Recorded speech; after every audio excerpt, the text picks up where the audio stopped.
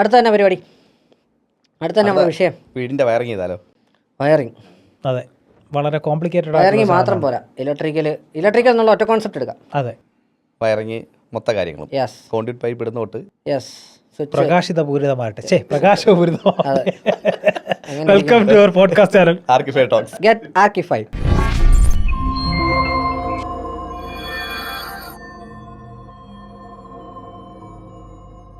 ഇതൊന്നും കട്ടില്ല കേട്ടോ.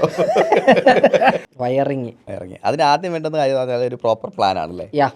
Wiring plan, layout, layout, electrical layout. പറഞ്ഞു മടുത്ത വിഷയമാണ്, എന്നാലും ഇത് ചെയ്യൂല. പക്ഷേ ഇലക്ട്രിക്കൽ ലേഔട്ട് ഇപ്പം അത് ചെയ്യാത്ത ആൾക്കാർ ആരാന്നറിയാവോ? എനിക്ക് തോന്നുന്നത് ഇതിനെക്കുറിച്ച് അത്രയേറെ ഗ്രാഹ്യം ഇല്ലാത്ത ഒരു വിഭാഗം ആൾക്കാരാണ് അല്ലേ? ഇപ്പൊ ഒരു സ്ട്രക്ചറായി, അങ്ങനെ ഇത്രയൊക്കെ ലേഔട്ട് വേണം എന്നുള്ളത് ഒരു ഫോർമാറ്റ് ആയി. ഒരു എഞ്ചിനീയർക്ക് കൊടുത്താൽ ചെയ്യും, ഒരു ആർക്കിടെക്ട് ചെയ്യുന്ന വർക്കിലും അത് കർശനമായിട്ടും ചെയ്തിട്ടുണ്ടാവും. ആർക്കിടെക്ട് ചെയ്യുന്ന വർക്കിന് അതിനകത്ത് കർശനമായിട്ട് അവർ ചെയ്തിട്ടുണ്ടാവും. അവരുടെ ഒരു എഞ്ചിനീയേഴ്സ് വരുന്നതിനകത്ത് ക്ലൈന്റ് ആവശ്യപ്പെട്ടില്ലെങ്കിൽ പല ആൾക്കാരും അത് ചെയ്യാറില്ല.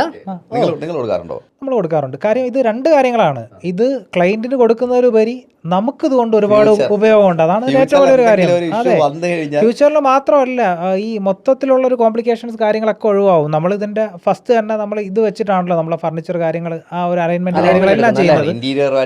ഇന്റീരിയർ ചെയ്യണമെങ്കിൽ ഇപ്പോൾ പഴയതുപോലെ അല്ല, നമുക്ക് ഒരുപാട് എക്സ്ട്രാ പോയിന്റ്സുകൾ. ഇപ്പോൾ കിച്ചണിലേക്ക് വന്നു കഴിഞ്ഞാൽ തന്നെ ആംബിയൻസ് ലൈറ്റ് എന്ന് പറയുന്ന ഒരു ഇത്, ഇപ്പോഴത്തെ നമ്മുടെ കുക്കിംഗ് യൂണിറ്റ്, അതിനകത്തേക്കുള്ള അതിൻ്റെ ഹൈറ്റ്, ഇപ്പോൾ നമ്മുടെ വാഷിംഗ് മെഷീൻ കിച്ചൻ്റെ അടിയിലാണ് മിക്കവാറും ചെയ്യുന്നത്, നമ്മുടെ ഫ്രണ്ട് ലോഡ് വാഷിംഗ് മെഷീൻ. അപ്പോൾ അതിൻ്റെ കാര്യങ്ങൾ, ഇപ്പോൾ പിന്നെ ഓവൻ, അങ്ങനെ ഒത്തിരി കാര്യങ്ങളുണ്ടല്ലോ, പഴയതുപോലെയല്ല. അപ്പോൾ ഇതിനകത്തെല്ലാം നമുക്ക് പോയിൻറ്റ്സുകൾ ആവശ്യമാണ്.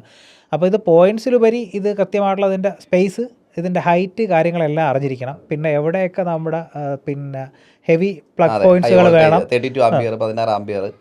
അപ്പോൾ അത് ശരിക്കും നമുക്ക് ഭയങ്കര ഗുണമാണ്. അല്ലാതെ ഇത് ചെയ്തു വെച്ച് കഴിഞ്ഞാൽ പിന്നീട് ഒരു സമയത്ത് ഇവർ വന്നിട്ട് അവിടെ പോയിന്റ് വേണം, ഇവിടെ പോയിന്റ് വേണം എന്ന് പറയുമ്പോഴത്തേക്ക് മൊത്തത്തിൽ ഇപ്പം ശരിക്കും ഇലക്ട്രിക്കൽ പോയിന്റ്, അതായത് EV ചാർജ് ചെയ്യാൻ വേണ്ടിയിട്ട് പോലും നമ്മൾ പ്ലാനിൽ തന്നെ ഇൻക്ലൂഡ് ചെയ്തിട്ട് ചെയ്യുന്നുണ്ട്. അത്രത്തോളം കാര്യങ്ങൾ ചേഞ്ച് വന്നു. അപ്പോൾ നമ്മൾ ആദ്യം ഒരു ബേസിക് പ്ലാൻ ആയി, അത് കഴിഞ്ഞ് നമ്മൾ പരിപാടി തുടങ്ങുന്നത് തേപ്പിന് മുമ്പല്ലേ? അല്ല, ഇലക്ട്രിക്കലിൽ വരുന്നതെന്ന് പറഞ്ഞു കഴിഞ്ഞാൽ തന്നെ നമുക്ക് സ്വിച്ചിങ് ലേഔട്ട് ഉണ്ടാവും, അതുപോലെ തന്നെ പ്ലഗ് പോയിന്റ്സുകൾ ഉണ്ടാവും, ലൈറ്റിംഗ് ലേഔട്ട് ഉണ്ടാവും. ജിപ്സം സീലിംഗ് ഒക്കെ വരുന്ന സമയത്ത് അതിന് സെപ്പറേറ്റ് ഒരു ഇത് തന്നെ ഉണ്ടാവും. പിന്നെ പണ്ട് കാലങ്ങളിൽ നമ്മൾ സീലിംഗ് ഫാൻ നമ്മൾ ചെയ്യുന്നത് എങ്ങനെയാണ്? സെന്റർ അല്ലേ, നേരെ രാവിലെ കോൺക്രീറ്റിന്റെ രാവിലെ വരുന്നു, ഇലക്ട്രീഷ്യൻസ് വരുന്നു, സെന്റർ മാർക്ക് ചെയ്യുന്നു, ഫാൻ ഇടുന്നു. ഇപ്പൊ അത്യാവശ്യം വൈഡായിട്ടുള്ള റൂമുകളാണെങ്കിൽ നമ്മൾ ബെഡ് നേരത്തെ തന്നെ നമ്മൾ ആ ഒരു സ്പേസ് ചെയ്തിരിക്കും. അപ്പോൾ അതിന് കൃത്യമായിട്ടാണ് നമ്മൾ ചെയ്യുന്നത്.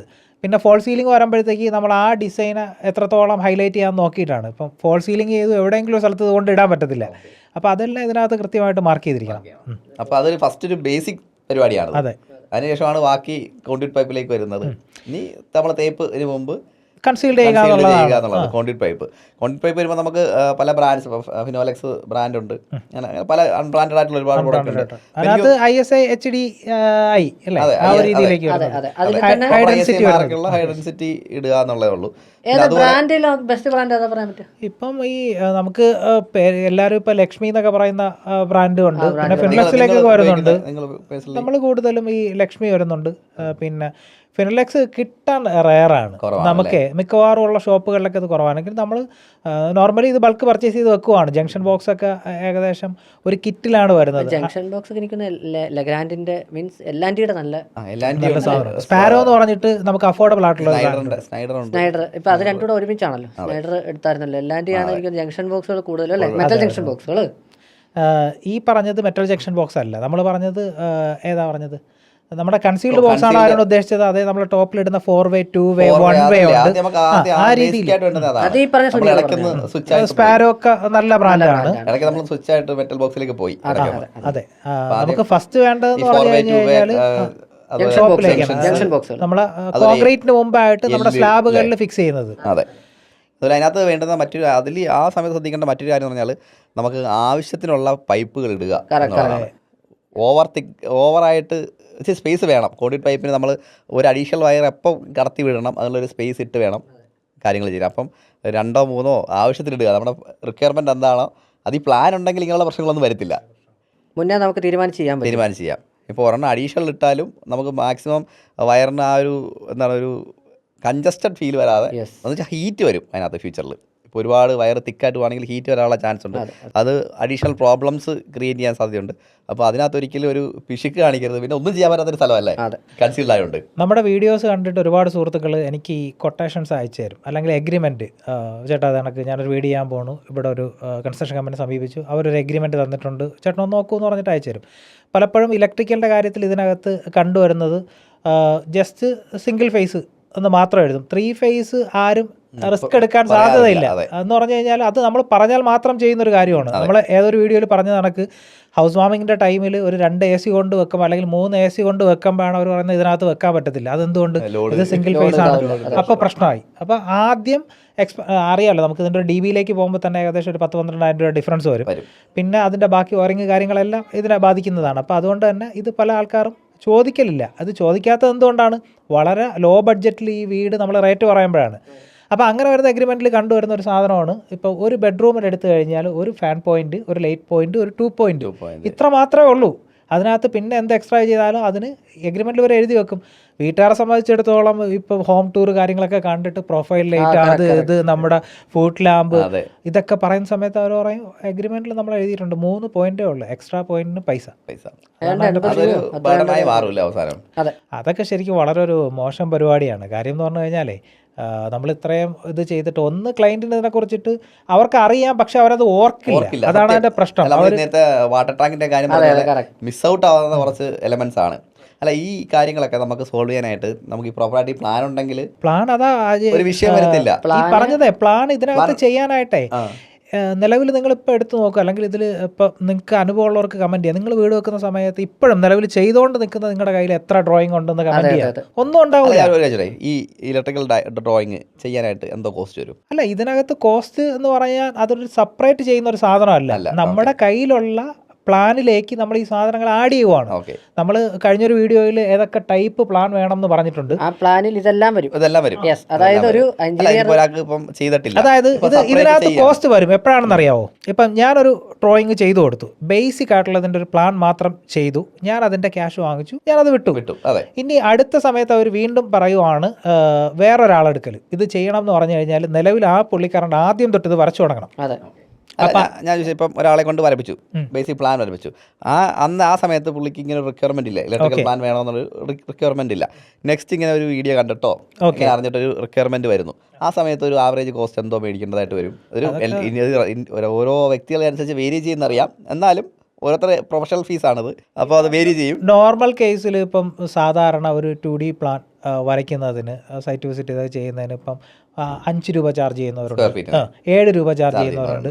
ഇനി ഇതിൻ്റെയൊക്കെ ഡീറ്റെയിൽ ആയിട്ടുള്ള പ്ലാനിലേക്ക് വരുന്ന സമയത്ത് 25 രൂപ വരെ ചാർജ് ചെയ്യുന്നവരുണ്ട്. അപ്പോൾ അതിനകത്ത് വരുന്ന 2D പ്ലാൻ, ഈ പറഞ്ഞ ഫർണിച്ചർ ലേഔട്ട്, ഫ്ലോറിംഗ് ലേഔട്ട്, ഈ പറയുന്ന electrical layout, section drawing, joinery details, ഇതെല്ലാം കൂടിയാണ് ഇതിനകത്ത് ഇത് പറയുന്നത്. അപ്പോൾ ഇത് എന്നെ സംബന്ധിച്ചിടത്തോളം ഞാൻ ഇത് ഫുള്ളായിട്ട് ഡ്രോയിങ് ചെയ്യുമ്പോഴത്തേക്ക് എനിക്ക് കുറച്ച് ഈസിയാണ്. എൻ്റെ ഓൾറെഡി ഞാൻ ചെയ്ത ക്യാഡ് ഡ്രോയിങ് ആണ്, ഇതിനകത്ത് എനിക്ക് ആഡ് ഓൺ ചെയ്താൽ മതി. ഇനി ഇപ്പം വീഡിയോ കണ്ടുകൊണ്ട് നിൽക്കുന്ന ഒരാൾ നാളെ എന്നെ വിളിച്ചിട്ട് ചേട്ടാ എനിക്ക് ഇതിനകത്ത് ഒരു ഇലക്ട്രിക്കൽ ഡ്രോയിങ് ചെയ്യണം, ചേട്ടൻ ചെയ്യുമെന്ന് വെച്ചാൽ ഞാൻ ചെയ്യും. പക്ഷേ എൻ്റെ ഇതിൻ്റെ ഡ്രോയിങ് ഇല്ല. ഞാൻ ഇവരുടെ PDF ഡ്രോയിങ് മേടിച്ച് ഇത് ഞാൻ വീണ്ടും നോക്കി മൊത്തത്തിൽ വരയ്ക്കണം. അപ്പോൾ അതിൻ്റേതായ ഒരു എക്സ്പെൻസ് ടൈം എനിക്കാവും. മറ്റതിനകത്ത് വേറെ പ്രശ്നമില്ല. പിന്നെ ഇലക്ട്രിക്കൽ ഡ്രോയിങ് എന്ന് പറയുന്ന ഒരു സാധനം ഇപ്പോൾ എത്രത്തോളം അറിയാവുമെന്ന് അറിയില്ല. നമുക്ക് ഇത് കുറേ ഡിഫോൾട്ട് ആയിട്ടുള്ള കാര്യങ്ങളുണ്ട്. മീൻസ് ഇപ്പം ഇത് കുറേ സിമ്പിൾസ് ആണല്ലോ. ഇപ്പോൾ സ്വിച്ചസിലേക്ക് വരുന്ന സമയത്ത്, ഫാനിലേക്ക് വരുന്ന സമയത്ത്, ഇതൊക്കെ ഡിഫോൾട്ടായിട്ടുള്ള ക്യാഡ് ബ്ലോക്കുകളാണ്. ഇത് കൊണ്ട് കൃത്യമായിട്ടുള്ള സ്ഥലത്ത് പ്ലേസ് ചെയ്യുക, അതിൻ്റെ മെഷർമെൻറ്റ് കാര്യങ്ങൾ, അതൊരു ഡിസൈനറുടെ ഐഡിയ ആണ് അല്ലേ? എനിക്ക് തോന്നുന്നു അനു ചോദിച്ച പോലെ ഇപ്പോൾ ഒരു സെപ്പറേറ്റ് ഒന്ന് വരയ്ക്കുകയാണെന്നുണ്ടെങ്കിൽ സ്ക്വയർ ഫീറ്റ് അവർ 6 രൂപ 7 രൂപ മേടിക്കും.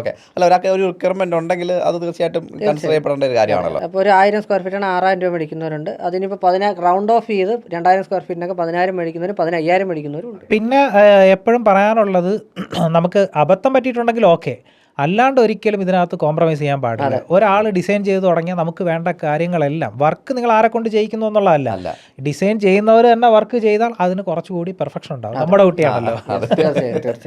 അതുപോലെ തന്നെ മറ്റൊരു കാര്യം, ഇപ്പോൾ എന്തെങ്കിലും ഫ്യൂച്ചറിൽ ഇപ്പോൾ ഈ ഒരു ഇലക്ട്രീഷ്യൻ അല്ല കുറച്ച് കാലം കഴിയുമ്പോൾ നമുക്ക് വേണ്ടി വർക്ക് ചെയ്യുന്നെങ്കിലും അവർക്ക് ഈ ഒരു ഡയഗ്രം കൊടുത്തു കഴിഞ്ഞാൽ അവർക്ക് പെർഫെക്റ്റ് ആയിട്ട് അറിയാം. ഇത് അവർക്ക് മാത്രമല്ല, ഞാൻ ഇതിൻ്റെ ഒരു കാര്യം പറയട്ടെ. ഇപ്പം നമ്മുടെ അടുത്ത് ഒരു ഡയഗ്രം ഇല്ലാന്ന് വെച്ചോ, ഇപ്പോൾ പ്ലംബിങ്ങോ ഇലക്ട്രിക്കലോ ആയിക്കോട്ടെ, നമ്മൾ ഒരു വോളിലേക്ക് നമുക്ക് എവിടെ കൂടെ പൈപ്പ് പോകുന്നുണ്ട്, എവിടെ കൂടെ ലൈൻ പോകുന്നുണ്ടെന്ന് നമുക്കറിയില്ല. ഇനി ആ ഒരു വാളിൽ നമ്മളായിരിക്കില്ല ഇൻറ്റീരിയർ ചെയ്യുന്നത്. ഇൻറ്റീരിയർ ചെയ്യുന്ന വേറൊരു ഇപ്പോൾ അജയ് ചെയ്യുന്ന ഒരു ഫാമാണ്. നിങ്ങൾ ഇൻറ്റീരിയർ ചെയ്യാൻ വരുവാണ്, നിങ്ങൾക്ക് അവിടെ ലൂവേഴ്സ് ഫിക്സ് ചെയ്യണം. ലൂവേഴ്സ് ഫിക്സ് ചെയ്യുമ്പോഴത്തേക്ക് എത്ര സ്ക്രൂ ഇതിനകത്ത് പോകും, പല ഹൈറ്റിലാണ് ഇത് പോവുക.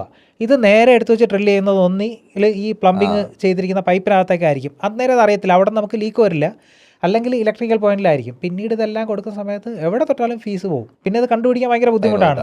അതേസമയം നമ്മുടെ അടുത്ത് ഈ ഡ്രോയിങ് ഉണ്ട് എന്നുണ്ടെങ്കിൽ കൃത്യമായിട്ട് ഇത്ര ഹൈറ്റിൽ ഇവിടെ പൈപ്പ് ഇലക്ട്രിക്കൽ ലൈൻ പോയിട്ടുണ്ട്, അവിടെ നമ്മൾ ഡ്രിൽ ചെയ്യാൻ പാടില്ല. അതാണ് അതിൻ്റെ ഒരു അഡ്വാൻറ്റേജ് എന്ന് പറയുന്നത്. എല്ലാവരും മനസ്സിലാക്കേണ്ട ഒരു കാര്യമാണ്. കാരണം എനിക്ക് അന്ന് ഞാൻ ചെയ്ത സമയത്തൊന്നും അങ്ങനെ ഡയഗ്രാം ഒന്നും ചെയ്തിട്ടില്ലെങ്കിലും ഡ്രോയിങ് ചെയ്തിട്ടില്ലെങ്കിലും ഞാൻ അതിൻ്റെ ഫോട്ടോ എടുത്ത് വെച്ചിട്ടുണ്ട്. അത് ഭയങ്കര, നമ്മളിത് ചെയ്തിട്ടുണ്ടെങ്കിൽ കൂടിയും ജസ്റ്റ് ഫോട്ടോസ് എടുത്ത് എൻ്റെ ഡ്രൈവിൽ ഫുൾ ഫോട്ടോ ഉണ്ട്.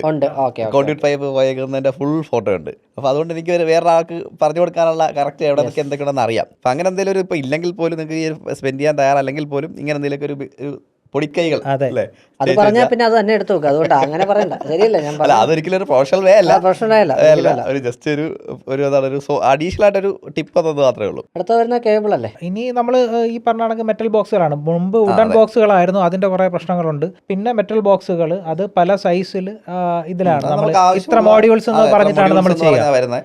ആവശ്യമുള്ള അത് തുരുമ്പെടുക്കത്തൊന്നുമില്ല. പണ്ടൊക്കെ വിചാരിക്കും എല്ലാവരും തുരുമ്പെടുക്കും. ഇതിനകത്ത് വേറൊരു കാര്യം പറയാൻ പറ്റുമോ, RCCB അല്ലേ, അത് പറഞ്ഞതുപോലെയാണ്. ഒത്തിരി കേസുകളാണ് നമ്മുടെ ഈ പിന്നെ ഈ DB-യിലേക്കൊക്കെ വരുന്ന സമയത്താണ്. അതെ, ഇപ്പൊ അതിനകത്ത് സിംഗിൾ ഫേസ് ആണെങ്കിൽ വ്യത്യാസമുണ്ട്, വ്യത്യാസമുണ്ട്. അതുപോലെ മറ്റൊരു കാര്യം പറഞ്ഞാൽ ഇപ്പം ഒരു ELCBക്ക് എടുക്കാൻ പറ്റുന്ന ലോഡുണ്ട് അല്ലേ, കണക്റ്റഡ് ലോഡുണ്ട്. അതുപോലെ MCBക്ക് കണക്റ്റഡ് ലോഡുണ്ട്, 10 ആംപിയർ, 6 ആംപിയർ, 16 ആംപിയർ. ഇത് പലയിടത്തും കാണുന്ന ഒരു സിറ്റുവേഷൻ എന്ന് പറഞ്ഞാൽ അല്ലേ, അതിൽ കൂടുതൽ കണക്റ്റഡ് ലോഡാണ് പലയിടത്തും കൊടുക്കുന്നത്. അപ്പൊ അങ്ങനെയൊക്കെ കുറെ സിറ്റുവേഷൻസ് ഉണ്ട്. ഇതേ ഈ പറഞ്ഞതുപോലെ നമുക്ക് ഒരു പ്രൊഫഷണൽ ആയിട്ടുള്ള ഒരാൾ ചെയ്യുന്ന സമയത്ത് അയാൾ ഫസ്റ്റ് റേറ്റ് പറയും, അതിനകത്ത് അയാൾ കോംപ്രമൈസ് ചെയ്യില്ല. അത് അയാൾ പറയാനുള്ള കാരണം അയാൾ ഇതിങ്ങനെ ചെയ്യുള്ളൂ, അയാളുടെ ഒരു രീതിയാണത്. അതിനപ്പുറം അയാൾ ഇലക്ട്രിക്കൽ പ്ലംബിങ്ങിലൊന്നും അയാൾ കോംപ്രമൈസ് ചെയ്യില്ല. അയാളെ സംബന്ധിച്ചിടത്തോളം എനിക്ക് ഈ ക്യാഷ് കിട്ടിയാൽ ഞാനിത് വൃത്തിയായിട്ട് ചെയ്യും, ഇതിൽ കുറയ്ക്കണം എന്ന് പറഞ്ഞാൽ എന്നെ കൊണ്ട് ഇതിനകത്ത് കള്ളത്തരം കാണിക്കാൻ പറ്റില്ല, അതുകൊണ്ട് തന്നെ ഞാൻ ഈ പ്രോജക്റ്റ് ഉപേക്ഷിക്കുന്നു എന്ന് പറഞ്ഞാണ്. മറ്റൊരു അതിൻ്റെ മറുവശം എടുത്തു കഴിഞ്ഞാൽ നിങ്ങൾ എത്ര രൂപയാണോ നിങ്ങൾ പറയുന്നത് അതിനകത്ത് ഞാനത് ചെയ്യാൻ തയ്യാറാണ്, ബാക്കി ഇതിനകത്ത് എന്ത് ചെയ്യണം എന്ന് തീരുമാനിക്കുന്നത് ഞാനാണ്. അവിടെയാണ് ഈ ഒരു പൈപ്പിനകത്ത് കൂടി, ഒരു കോൺട്രിബ്യൂട്ട് പൈപ്പിനകത്തോട് 20-21 കേബിൾ കയറി പോകുന്നത്. സാധാരണ ഒരു സ്റ്റാൻഡേർഡ് ഇത്ര നമ്പേഴ്സ് കേബിൾ പോകുന്നത് അത് അവരങ്ങനെ തന്നെ ഇതാക്കും. അതിപ്പം ഇനി സ്വിച്ചസിൻ്റെ കേസിലായാലും ഞാൻ നേരത്തെ പറഞ്ഞ പോയിന്റ് വൈസിലായാലും ബേസിക് ഇത്രയാണ്, നിങ്ങൾ ഇതിനകത്ത് ആഡ് ചെയ്യുവാണെങ്കിൽ കൂടും. ഇപ്പോൾ സിംഗിൾ ഫേസ് എഗ്രിമെൻ്റ് എഴുതുവാണ്, വീട് നിങ്ങൾ എനിക്ക് വർക്ക് തന്നു, ഞാനത് സ്റ്റാർട്ട് ചെയ്ത സമയത്ത് നിങ്ങളൊന്ന് പറയുവാണ് 3 ഫേസ് വേണമെന്ന്, പിന്നെ അവിടെ ഞാൻ പറയുന്നതാണ് എമൗണ്ട്, അതിന് മുമ്പേ നിങ്ങൾ പറയുന്നതാണ്. അതാണ് ഇതിൻ്റെ വ്യത്യാസം എന്ന് പറയുന്നത്. ശരി, അത് പ്രോപ്പറായിട്ട് എന്താണ് വേണ്ടത്? എനിക്കൊന്നും ഇപ്പം 3 ഫേസ് ഇലക്ട്രിക്കൽ ചെയ്യുന്നതാണ് നല്ലത്. പ്രോപ്പറായിട്ട് 3 ഫേസ് വയറിങ് ചെയ്ത് കഴിഞ്ഞാൽ ഇപ്പം നിങ്ങൾക്ക് സിംഗിൾ ഫേസ് മതിയെങ്കിൽ സിംഗിൾ ഫേസ് ഉപയോഗിച്ചാൽ പിന്നീട് എപ്പോഴെങ്കിലും ആവശ്യമുള്ള സമയത്ത് നമുക്ക് അപ്ഗ്രേഡ് ചെയ്യാം. അതെ, അപ്ഗ്രേഡ് ചെയ്യാം. അതാണ് ഏറ്റവും ബെസ്റ്റ് ഓപ്ഷൻ. അപ്പോൾ അതുപോലെ ELCBയുടെ കാര്യവും MCBയുടെ കാര്യമൊക്കെ പറഞ്ഞു, അത് പ്രോപ്പറായിട്ടുള്ള ജസ്റ്റ് ഒന്ന് ഗൂഗിൾ ചെയ്താൽ തന്നെ നിങ്ങൾക്ക് അറിയാൻ പറ്റും ഇത്ര കണക്റ്റഡ് ലോഡാണ് ഒരു ELCBക്ക് വരുന്നത്, ഒരു MCBക്ക് വരുന്നത്. അതൊക്കെ എത്രമാത്രം പ്രയോജനമുള്ളതാണെന്നുള്ളത് നമുക്ക് ഈ ലോഡ് വേരിയേഷൻ വരുമ്പോഴത്തേക്കൊക്കെയാണ് മനസ്സിലാക്കുന്നത്. അതല്ല, ഒന്ന് എർത്തടിക്കുമ്പം അത് ELCB ട്രിപ്പ് ആയാലേ അത് പ്രോപ്പറായിട്ട് വർക്ക്. അല്ല, ELCBയുടെ കേസിൽ നമ്മുടെ ഈ ഇടയ്ക്ക് നമ്മുടെ അളിയൻ പുള്ളി ഇലക്ട്രിക്കൽ ചെയ്യുന്ന ആളാണ്, സ്വാമീസിൽ ഒരു വലിയ കമ്പനിയാണ്. പുള്ളി പറയുന്നത് കണച്ചേട്ടാ, ഇത് ഈ പറഞ്ഞ പോലെ മാസത്തിൽ ഒരിക്കലും വന്ന് അതേ പ്രസ് ചെയ്ത് നോക്കണം എന്ന് പറയാം. ടെസ്റ്റ് ചെയ്യണം.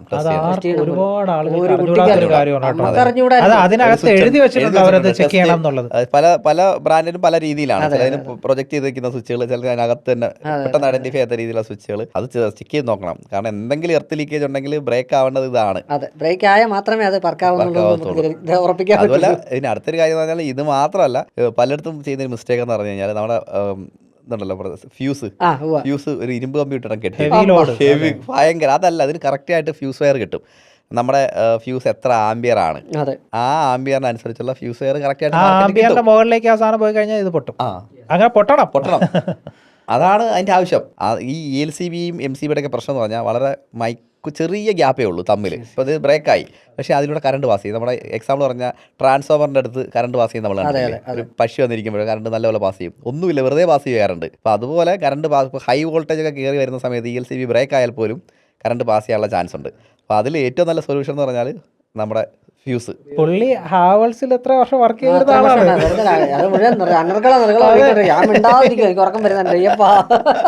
അതെ, ഹാവൽസ് വർക്ക് ചെയ്തിട്ട് അതുകൊണ്ട് നമുക്ക് കുറച്ചതിനെ കുറിച്ചൊക്കെ അറിയാവുന്നത്.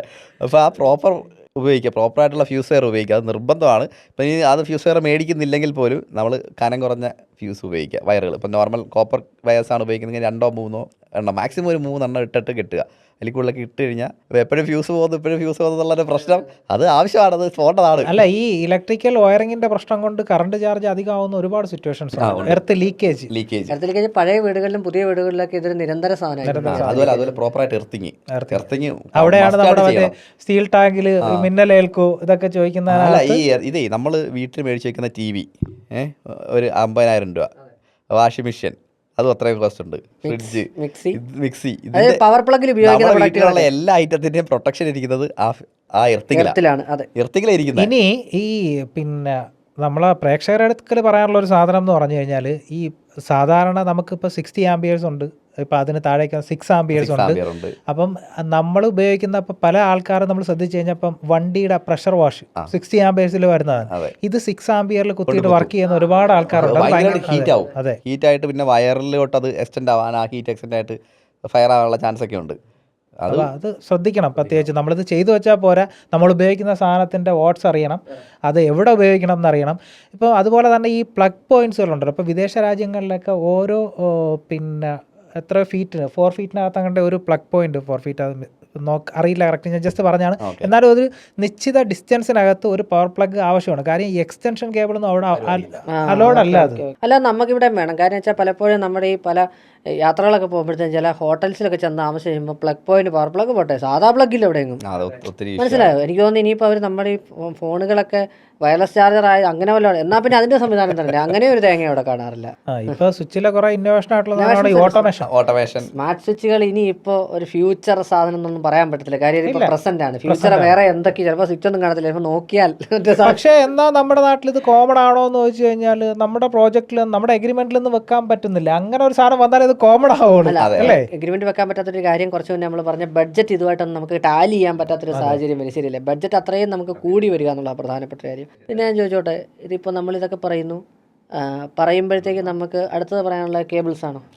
ശരിക്കും കേബിൾസിൽ ഏതാ ഒരു ബെസ്റ്റ് കേബിൾ എന്നുള്ള രീതി നമുക്ക് കസ്റ്റമേഴ്സിന് പറഞ്ഞു കൊടുക്കാം. നമുക്കിപ്പോൾ നമ്മുടെ ഓൺ ബ്രാൻഡ് ആയിട്ടുള്ള V-Guard നമുക്കൊന്നും പറയാനില്ലാത്ത സാധനമാണ്. പക്ഷേ പൊളിക്കാവ് അതിലും ബെസ്റ്റ് സാധനമല്ലേ? ഇന്ത്യ ബെസ്റ്റ് പ്രോഡക്റ്റ് പൊളിക്കാവാണ് ഞാൻ പറഞ്ഞത്. നമ്മുടെ ഓൺ V-Guard എന്ന് പറയുന്നത് കേരളത്തിലെ കോൺസെപ്റ്റ് ഞങ്ങൾ പറഞ്ഞു അല്ലേ? ഓക്കെ, പൊളിക്കാവ് ഉണ്ട്, RR വരുന്നുണ്ട്. ഇപ്പോൾ ഫിനോലെക്സ്, പക്ഷേ ഫിനോലെക്സിനെ സംബന്ധിച്ചിടത്തോളം പറയേണ്ടുന്ന ഒരു കാര്യമാണ്, ഒരുപാട് ഡ്യൂപ്ലിക്കേറ്റ്സ് വരുന്ന. അല്ല, എനിക്ക് തോന്നിയിട്ടുണ്ട് ഈ ഡ്യൂപ്ലിക്കേറ്റ് എന്ന് പറയുമ്പോൾ കോയമ്പത്തൂർ സൈഡിൽ പോയി എടുക്കുമ്പോൾ ഒരു അക്ഷരത്തിന്റെ വ്യത്യാസത്തിൽ ഒരുപാട് ഡ്യൂപ്ലിക്കേറ്റുകൾ വന്ന് ഇവിടെ ചെന്ന് എടുക്കുന്ന ഇലക്ട്രിക്കൽ എഞ്ചിനീയർമാരും ഇലക്ട്രിക്കൽ കോൺട്രാക്ടേഴ്സും ഒക്കെ ധാരാളം ഉള്ള ഒരു ഡ്യൂപ്ലിക്കേറ്റ് മാത്രമല്ല കോയമ്പത്തൂരിന്റെ കേസ് പറയുമ്പോൾ ടാക്സ് ഡിഫറൻസിൽ ഇപ്പം അത്ര ഇല്ല. എന്നാലും ഇതിനകത്ത് വേറൊരു സിസ്റ്റം ഉണ്ട്.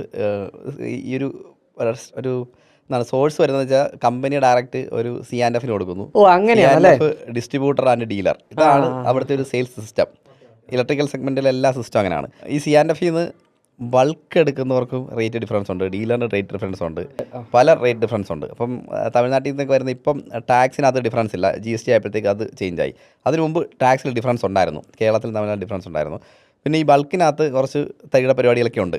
അങ്ങനെയാണ് തമിഴ്നാട്ടിൽ റേറ്റ് ഡിഫറൻസ് വരുന്നത്. നമ്മളിപ്പോഴും ഓയർ പർച്ചേസ് ചെയ്യാൻ പോയാൽ ആസ് എ ഇലക്ട്രീഷ്യൻ അല്ലെങ്കിൽ കോൺട്രാക്ടർ എന്ന നിലയിൽ ഒരു ഷോപ്പിൽ പോയി കഴിഞ്ഞ് കഴിഞ്ഞാൽ ക്ലൈൻറ്റ് അല്ലെങ്കിൽ അവർ ചോദിക്കുന്ന പല ഷോപ്പുകളും ചോദിക്കുന്നുണ്ട്, ഫസ്റ്റ് ക്വാളിറ്റി ആണോ സെക്കൻഡ് ക്വാളിറ്റി ആണോ.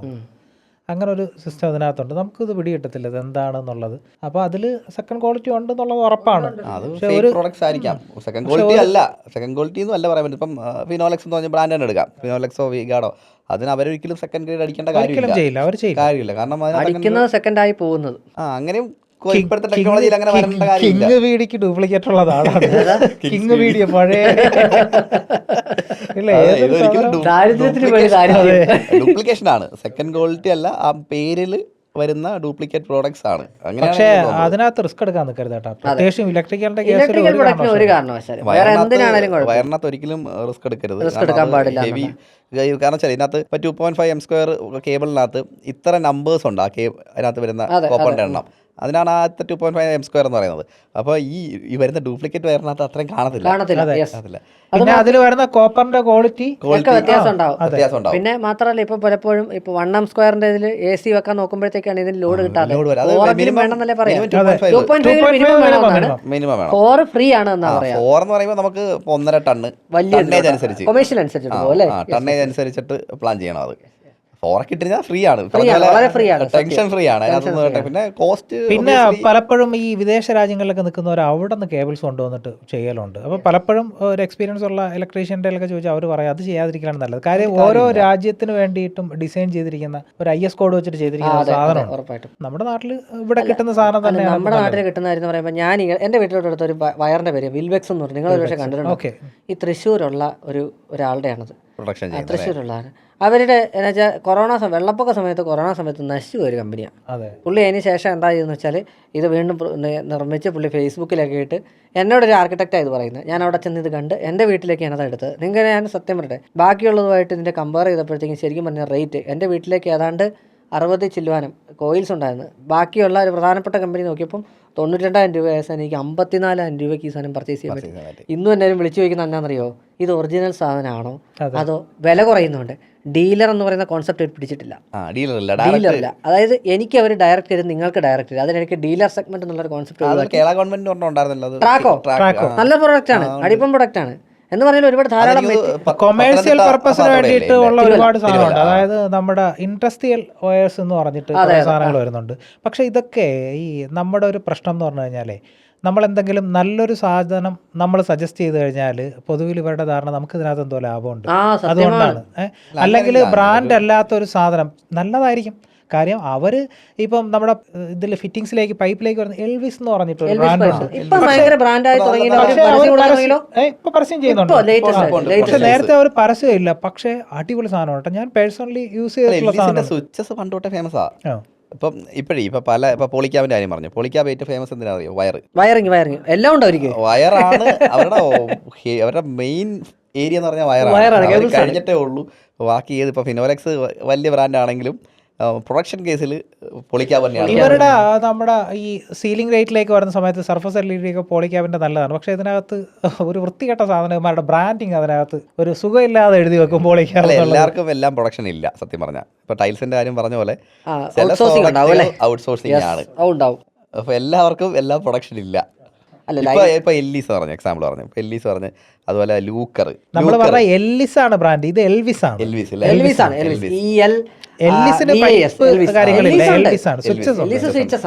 അപ്പൊ ഇപ്പം ലൂക്കർ അങ്ങനെ ഒത്തിരി ബ്രാൻഡുകളുണ്ട്. ഇവർക്കെല്ലാം ഇപ്പം എല്ലാ പ്രൊഡക്റ്റും ആയി വരുന്നുണ്ട്. ഈ ലൂക്കറിന്റെ കാര്യം പറഞ്ഞാൽ ഞാൻ ഇടയ്ക്ക് നമ്മുടെ ഒരു ക്ലയൻറ്റ് ഒരു ഫ്ലാറ്റിലേക്ക് വിളിച്ചു കേട്ടോ. അവിടെ ഈ എക്സോസ് ഫാൻ വെച്ചിട്ട് അവർ ഒരുപാട് കമ്പനികൾ ട്രൈ ചെയ്തു. അപ്പോൾ ഈ കടൽക്കാറ്റുള്ളത് കൊണ്ട് തന്നെ ഇവർ വെക്കുന്ന ഏത് എക്സോസ് ഫാൻ ആയതും ഇത് തിരിച്ചു കറങ്ങും ഈ കാറ്റിനനുസരിച്ചിട്ട്. ഇവരിത് മാറ്റി പക്ഷെ അവർ ലൂക്കർ സെറ്റ് ചെയ്ത് ഇപ്പൊ സെറ്റാണത്. അങ്ങനെ ചില ഇതുണ്ട്.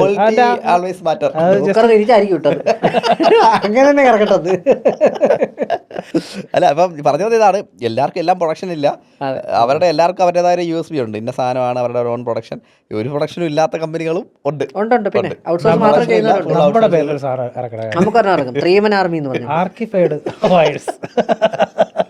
ആർക്കിഫൈഡ് നമുക്ക് ഇറക്കുവാണെങ്കിൽ ഒരെണ്ണമായിട്ട് ഇറക്കരുതാണ്, നമുക്ക് നഷ്ടമാണ്. ഇറക്കുവാണെങ്കിൽ എല്ലാം കൂടെ ഇറക്കണം. ഒരു കൺസ്ട്രക്ഷൻ കമ്പനി അതിന്റെ ഫുൾ മെറ്റീരിയൽസ് അടക്കം ഇറക്കണം. എന്നിട്ട് കോടീശ്വരന്മാരായിട്ട് ജീവിക്കണം.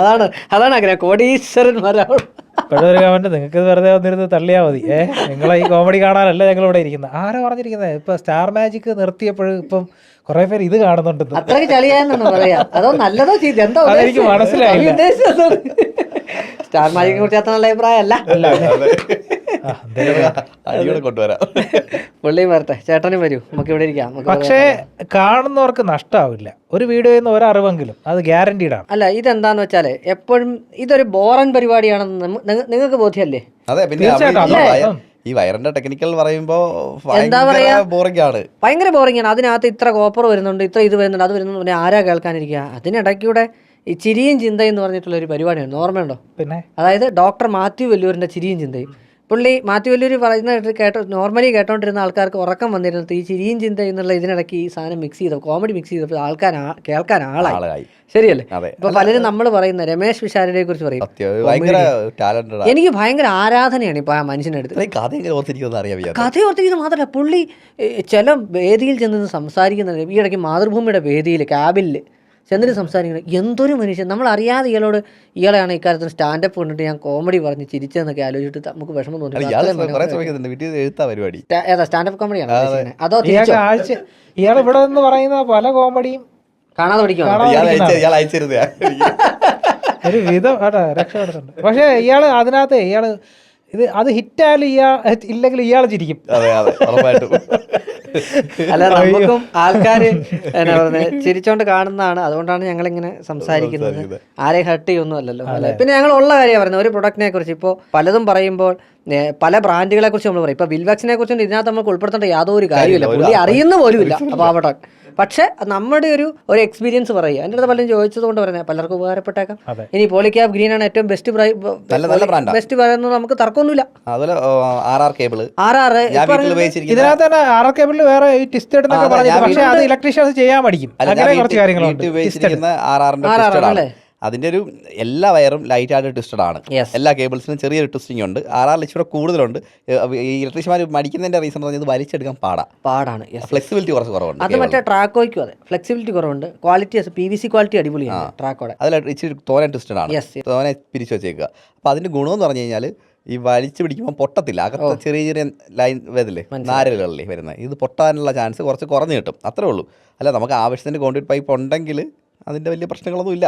ഞാൻ വീട്ടിൽ ഉപയോഗിച്ചിരിക്കുന്ന RRന്റെ ടെസ്റ്ററാണ് ഉപയോഗിച്ചേക്കുന്നത്. നിലവിൽ ഇതൊക്കെ തന്നെയാണ് കാര്യങ്ങൾ. മെയിനായിട്ട് പറഞ്ഞു തന്നതെന്ന് പറഞ്ഞാൽ അതിന്റെ പ്രോപ്പറായിട്ടൊരു ഡ്രോയിങ് ഉണ്ടെങ്കിൽ ഒരു സമയത്ത് തന്നെ ഒരു കൺഫ്യൂഷൻ സാധ്യതയില്ല. പ്രോപ്പർ നല്ല കോൺക്രീറ്റ് പൈപ്പ്, ആവശ്യത്തിലുള്ള നമ്പേഴ്സ് ഇടുക, വർക്കേഴ്സ് അത് വളരെ വർക്ക്മാൻഷിപ്പ് മസ്റ്റ് ആയിരിക്കും. പിന്നെ അതുപോലെ വയർ, ഇപ്പം ഓരോന്നിനും ഓരോ വയറാണ് ആവശ്യം. ഇപ്പം ലൈറ്റിന് 1 സ്ക്വയർ തന്നെ ധാരാളം. ഇപ്പോൾ AC വരുമ്പോഴത്തേക്ക് 2.5 to 4 എങ്കിലും മിനിമം 2.5 ഇച്ചിരി കൂടുതൽ. ഇതിനകത്ത് എൻ്റെ ഇച്ചിരി പൈസ ഉണ്ട്, എന്നാ പിന്നെ നമുക്ക് ട്യൂബ് ലൈറ്റിനൊക്കെ 4mm ഇടാം. ഇപ്പൊ LED ആണ്, വാട്ടേജ് കുറവാണ്. ഇപ്പൊ 0.75 ആയാലും ഓക്കെ, ധാരാളമാണ്. കാരണം LED അപ്പോൾ ഒരു ചെറിയ യൂസ് വരും. ഇപ്പൊ 5 വോൾട്ട് 9 വോൾട്ട് അങ്ങനെയൊക്കെ LED ഇടുന്നത്. അപ്പൊ 0.5 വയർ നമുക്ക് ലഭ്യമാണല്ലോ. അപ്പൊ അങ്ങനെ കുഴപ്പമില്ല. ലൈറ്റ് ആവശ്യമുള്ള സ്ഥലത്ത് ആവശ്യമുള്ളത് ഉപയോഗിക്കുക, അത്രേ ഉള്ളൂ. അല്ലാതെ അതുപോലെ തന്നെ ആവശ്യമുള്ള MCBകൾ, എത്ര നമ്പേഴ്സ് MCB നമുക്ക് ലോഡുണ്ട് അത്ര MCB ഉപയോഗിക്കുക. അതിനാവശ്യമുള്ള ELCB ഉപയോഗിക്കുക. പിന്നെ 3 ഫേസ് മസ്റ്റായിട്ടും ചെയ്യാം അല്ലേ? തീർച്ചയായിട്ടും നമുക്ക് പിന്നീട് ഒരു സമയത്ത് ചെയ്യണം എന്ന് പറഞ്ഞാൽ പിന്നെ കംപ്ലീറ്റ് കട്ട് ചെയ്ത് ബുദ്ധിമുട്ടാണ്. നേരത്തെ ചെയ്തിട്ട് കഴിഞ്ഞാൽ നമുക്ക് കണക്ഷൻ എടുക്കുന്ന സമയത്ത് സിംഗിൾ ഫേസിന് അപ്ലൈ ചെയ്താൽ മതി. ഭാവിയിൽ ഒരു 1-2 AC ഒക്കെ ഇനിയിപ്പോൾ എന്തായാലും നമ്മളത് ചെയ്തേ പറ്റുള്ളൂ. അപ്പോൾ ആ സമയത്ത് ഇത് ഭയങ്കരമായിട്ട് ഹീറ്റ് ആവും.